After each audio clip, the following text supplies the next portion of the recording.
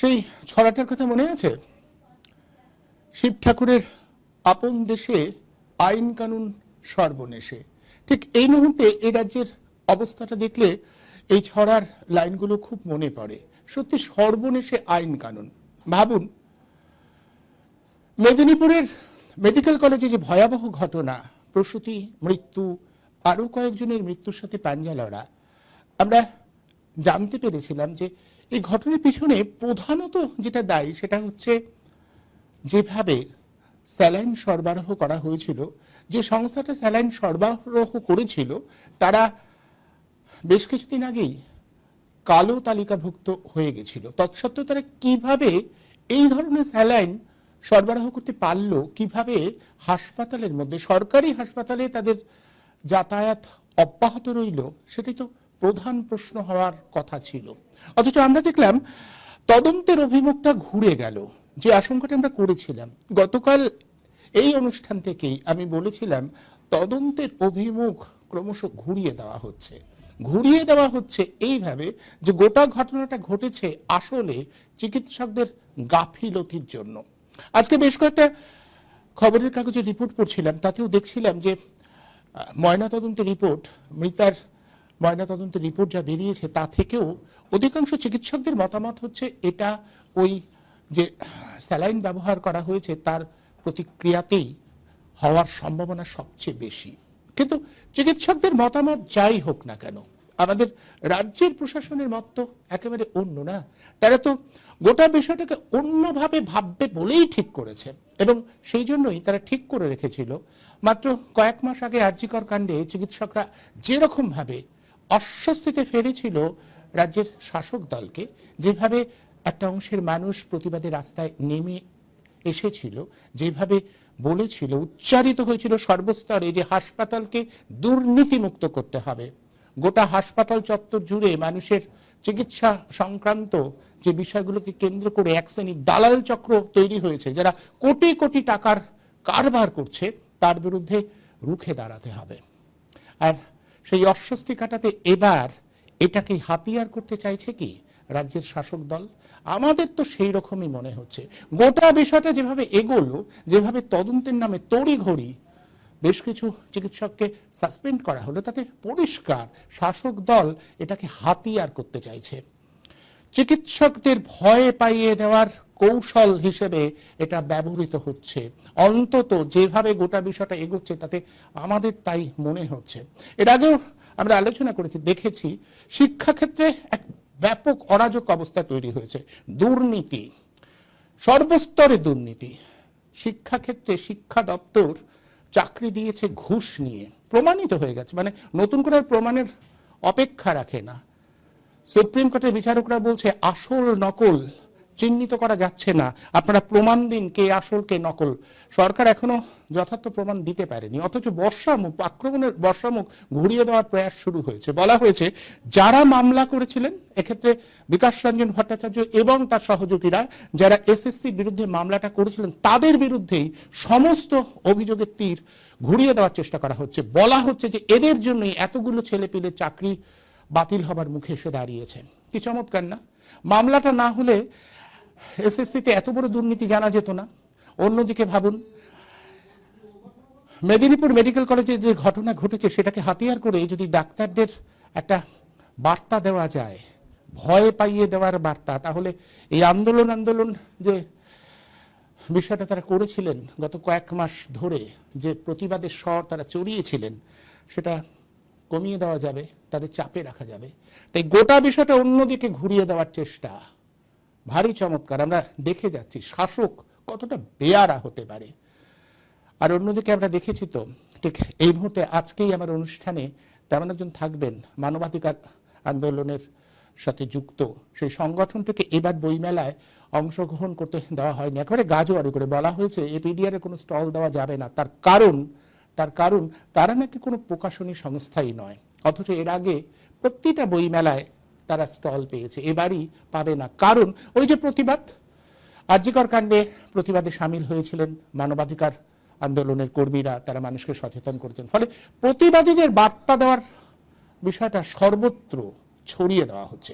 প্রতিবাদ করলে তার পাল্টা শাসক দল দেখাচ্ছে। আমাদের প্রশ্ন ঠিক এখানেই, রাজ্যের সর্বস্তরের মানুষ গর্জে উঠবে না কেন? আমরা তো আসলে একটা গণতান্ত্রিক ব্যবস্থাপনার মধ্যে রয়েছি, আমরা তো কোনো স্বৈরতান্ত্রিক ব্যবস্থার মধ্যে নেই, স্বৈরাচারী শাসকের আওতায় নেই। তাহলে এই যে ঘটনাগুলো ঘটছে, এটা কিসের ইঙ্গিত? সব দিকে এরকম চুপ করে থাকা, চিকিৎসকদের বার্তা দেওয়ার চেষ্টা, চিকিৎসকদের উপরে আক্রমণ নামিয়ে আনা। চিকিৎসকরা তাদের বক্তব্য রেখেছেন, বলেছেন যে সমস্ত দোষ চিকিৎসকদের উপরে চাপিয়ে দিয়ে সরকার তার অব্যবস্থা থেকে নিষ্কৃতি পেতে চাইছে। আমরা ঠিক এটাই বুঝতে চাইছি যে চিকিৎসকদের আসলে ভয় পাইয়ে দেওয়ার একটা কৌশল নেওয়ার চেষ্টা করা হচ্ছে।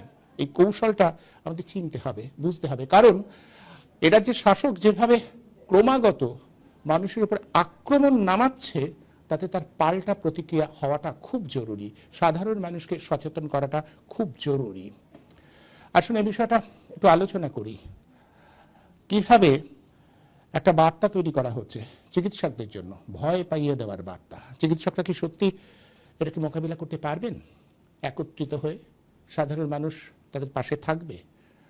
যে ঘটনাটা ঘটেছে ভয়াবহ, মর্মান্তিক, একেবারে অসহায় প্রান্তিক মানুষ, তাদের প্রাণ গেছে। কিন্তু যেভাবে গোটা বিষয়টাকে দেখবার চেষ্টা করা হচ্ছে, নিজের মতো করে দেখতে চাইছেন রাজ্যের প্রশাসনের আধিকারিকরা, সেটা কতটা ঠিক আসুন আমরা একটু বোঝবার চেষ্টা করি। আমাদের প্রাথমিক আশঙ্কা আমরা পরিষ্কার করে দিয়েছি, শাসক দল যে আসলে কাদের আড়াল করতে চাইছে, কোন বিষয়টাকে অগ্রাধিকার দিতে চাইছে, সেটা আমরা পরিষ্কার করে দিয়েছি। কিন্তু তবুও আলোচনার অবকাশ আছে, আলোচনা করব, বোঝবার চেষ্টা করব কত ভাবে কিভাবে এই ধরনের কৌশল সাজানো হয়। আসুন এই বিষয়ে আলোচনা করবার জন্য এই মুহূর্তে অনুপম লাইভ অনুষ্ঠানে যারা সরাসরি আমার সাথে সংযুক্ত হয়েছেন তাদের সঙ্গে পরিচয় করিয়ে দিই। আমাদের সঙ্গে রয়েছেন চিকিৎসক কবিউল হক। কবিউল চিকিৎসকদের সংগঠন মেডিকেল সার্ভিস সেন্টারের কলকাতা জেলার যুগ্ম সম্পাদক। কবিউল, আপনার কাছে আমার জিজ্ঞাসা, যে যেভাবে গোটা বিষয়টা তৈরি করা হচ্ছে, গত কয়েকটা আলোচনাতে আমরা এরকমটা আশঙ্কা করছিলাম যে যেভাবে তদন্তের গতিমুখ যাচ্ছে, তাতে সমস্যাটা যে তাকে অন্যদিকে ঘুরিয়ে দেওয়া চেষ্টা।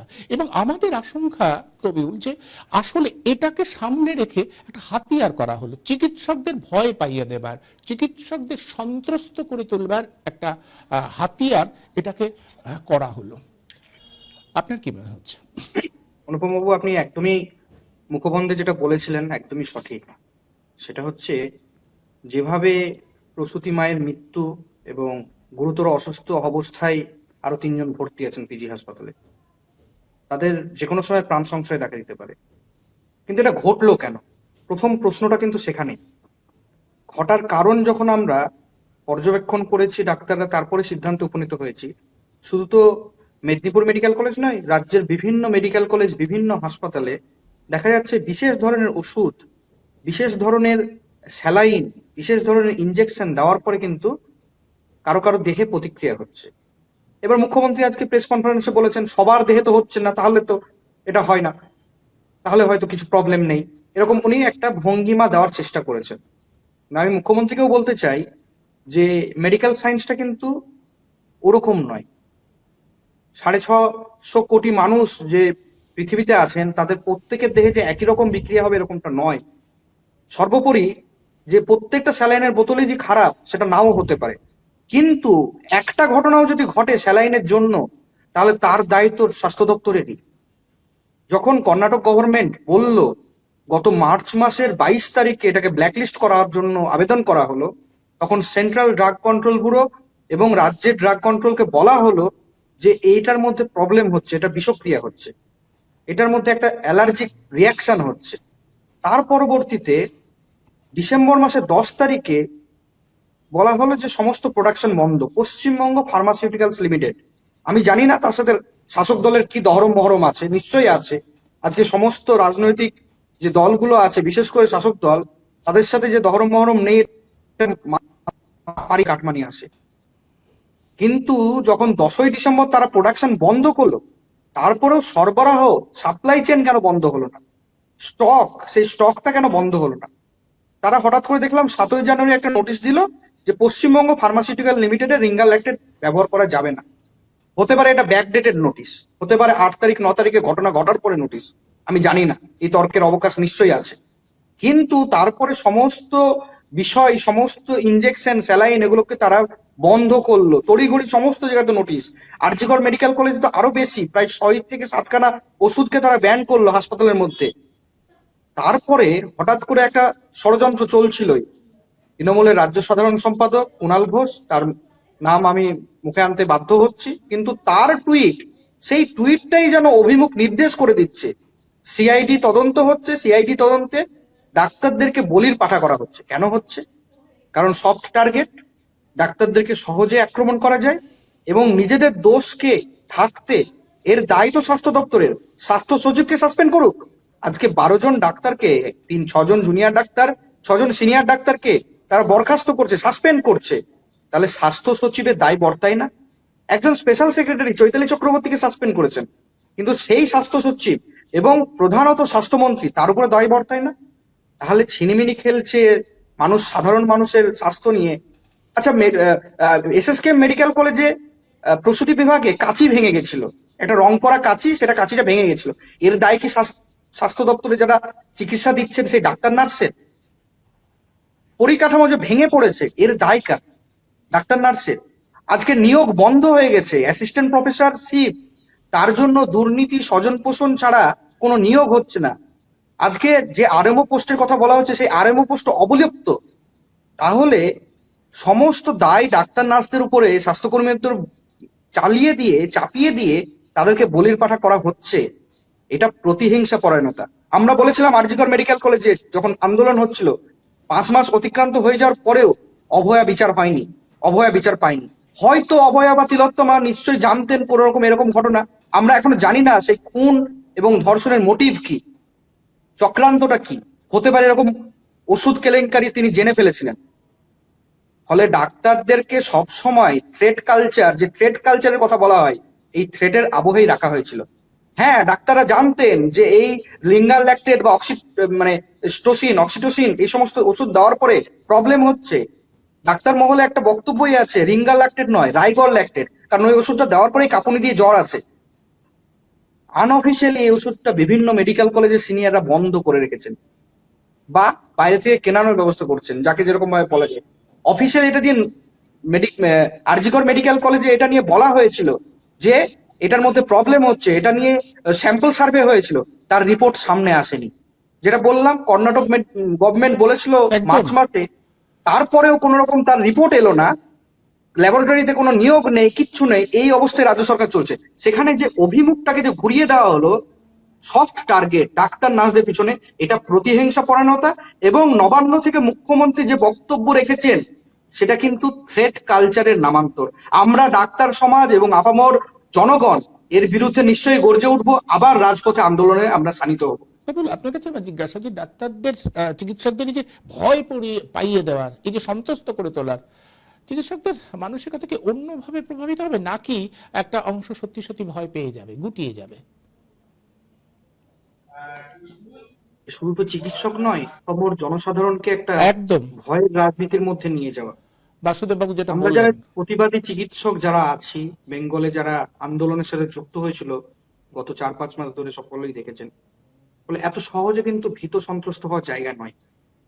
যে সাসপেনশন করা হয়েছে সেটাও তো ইল্লিগাল।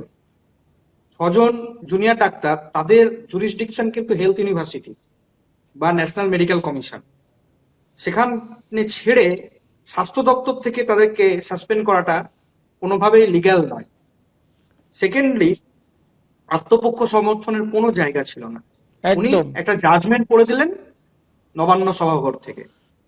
তাহলে যেটা বলছিলাম প্রথমে, ভয়ের রাজনীতি তৈরি করা আপামর জনসাধারণের মধ্যে, যে শিক্ষাক্ষেত্রে দুর্নীতি, মুখ বন্ধ রাখো; স্বাস্থ্যক্ষেত্রে দুর্নীতি, মুখ বন্ধ রাখো; কয়লা কেলেঙ্কারি, বালি কেলেঙ্কারি, মুখ বন্ধ রাখো; রেশন দুর্নীতি, মুখ বন্ধ রাখো; প্রমোটারি রাজ, মুখ বন্ধ রাখো।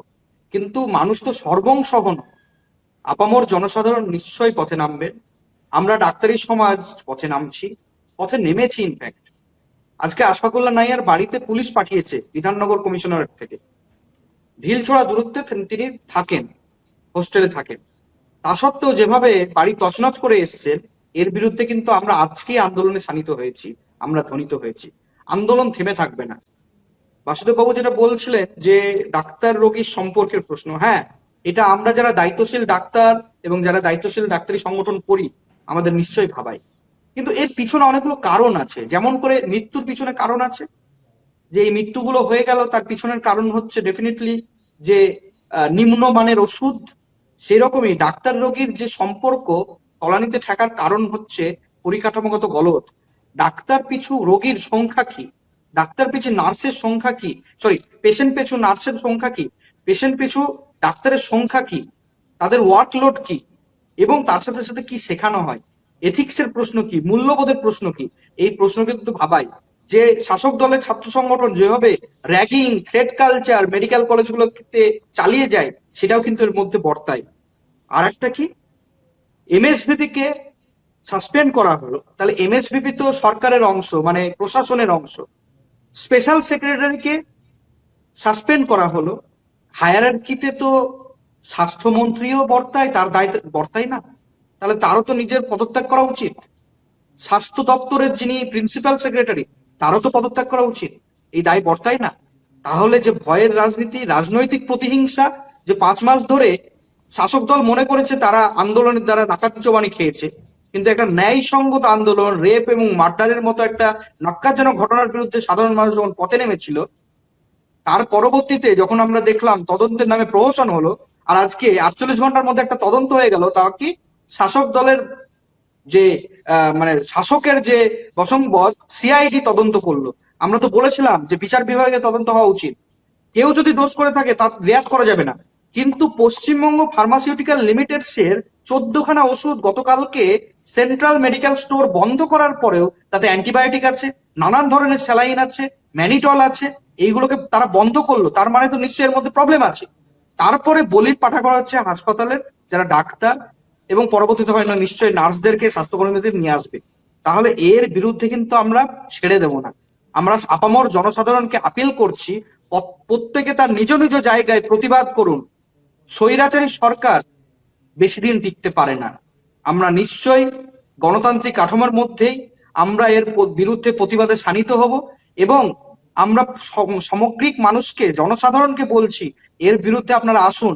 এটা ঠিক ডাক্তার এবং রোগীর সম্পর্ককে তলানিতে পাঠিয়ে দেওয়ার একটা ষড়যন্ত্র শুরু হয়েছে সরকারের পক্ষ থেকে, সরকারের প্ররোচনায়।